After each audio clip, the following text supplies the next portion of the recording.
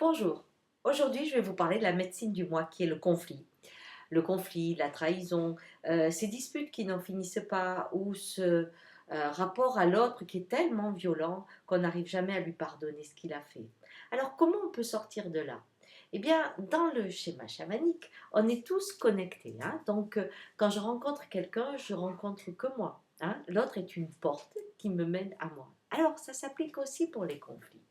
Quand vous avez un conflit avec quelqu'un et que il vous met dans la peur des fois de ce qu'il peut faire, dans la douleur de ce qu'il vous a donné, comment appréhender cette situation? Eh bien, la première chose, c'est d'enlever le pouvoir au messager. L'autre est un messager. C'est la vie qui enseigne. Et elle utilise, et elle vous utilise, des fois, pour mettre la personne dans la situation difficile de rencontrer un lâcher-prise ou de rencontrer un renoncement ou une affirmation de soi grâce au conflit.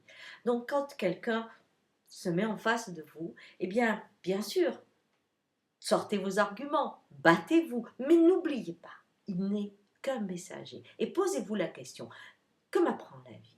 Elle me propose quoi avec cette difficulté, avec ce conflit, avec cette douleur, avec cette personne qui est tellement en colère contre moi, hein? Et si vous le prenez comme ça et que vous enlevez de pouvoir au messager, alors vous passez à un chemin initiatique. Les chemins initiatiques sont douloureux par excellence, hein?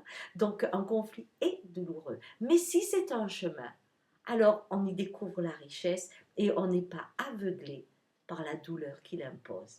Voilà, c'était pour le mois de juin, le petit tuyau du mois. Sortir d'un conflit en prenant chacun pour un messager et voir derrière la vie qui a quelque chose pour vous, à sa façon bien sûr. Au revoir.